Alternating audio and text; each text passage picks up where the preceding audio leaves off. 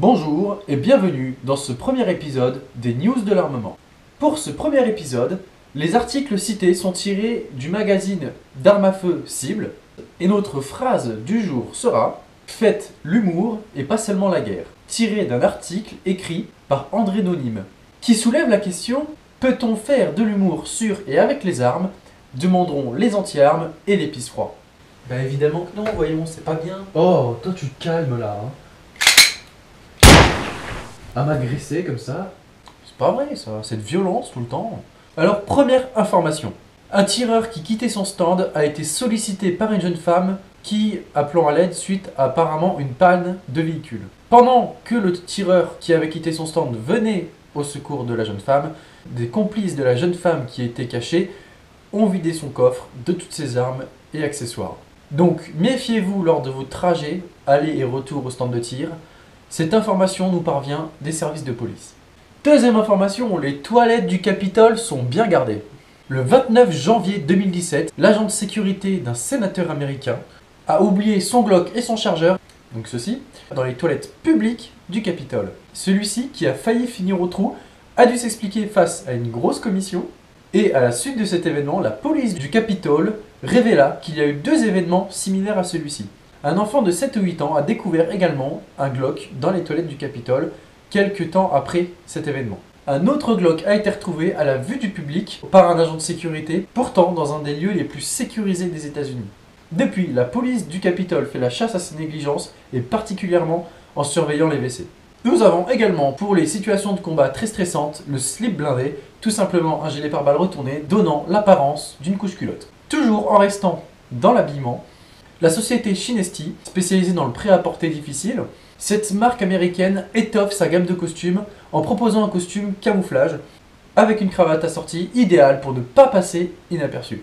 On a tous entendu parler des rails Picatinny, comme celui présent sur ce revolver, ou ceux présents sur cet AKM. Eh ben le potentiel est vraiment sous-estimé. Avec ce rail Picatinny, en les superposant, on peut bénéficier d'une distance de tir de 0 à 2500 mètres.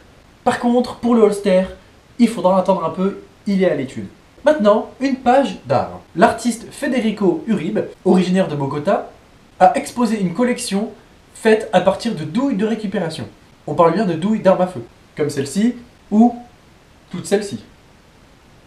Il a dû tirer des milliers de cartouches pour réaliser ses œuvres spectaculaires. Donc beaucoup de temps et d'argent, je suppose. Personnellement, je trouve ces œuvres absolument magnifiques. Et en posséder une serait pour moi juste incroyable. Je passe déjà mon temps à regarder mes armes ou mes douilles. Alors, une œuvre à partir de douilles, forcément, ce serait ma nouvelle télé.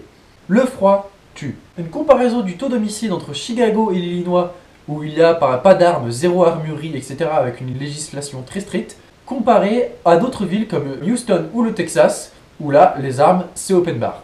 Toutes ces villes ont un revenu moyen similaire et un nombre d'habitants similaire. Pour ne pas reconnaître, parce que ça les embêterait trop, que le Texas a un meilleur taux d'homicide que ses confrères qui interdisent pourtant les armes, les anti-armes préfèrent expliquer que cette différence du taux d'homicide est due à la différence de température au mois de janvier. Conclusion, le froid est la cause du fort taux d'homicide à Chicago. Fabricant de protection balistique, l'entreprise Bullet Safe est essentiellement destinée aux forces de l'ordre. Ils ont déjà produit des gilets pare-balles canins ou d'autres produits originaux comme celui-ci. Mais cette fois, c'est une casquette pare-balles qui est venue étoffer leur catalogue. Sa classe 2A, selon les normes américaines, lui permet de stopper les munitions des armes de poing les plus répandues. 22 LR, 9 mm, 357, 45 ACP, etc.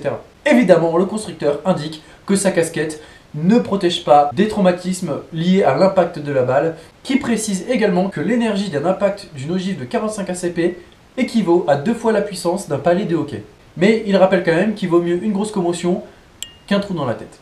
Nous terminerons par cette remarque simple mais très intelligente d'un jeune actif sur les réseaux sociaux qui dit, sous un français de bonne qualité, en plus au lycée il ferme le portail pour le truc Vigipirate, à croire un théoriste il va dire, Momo annule tout, le portail est fermé.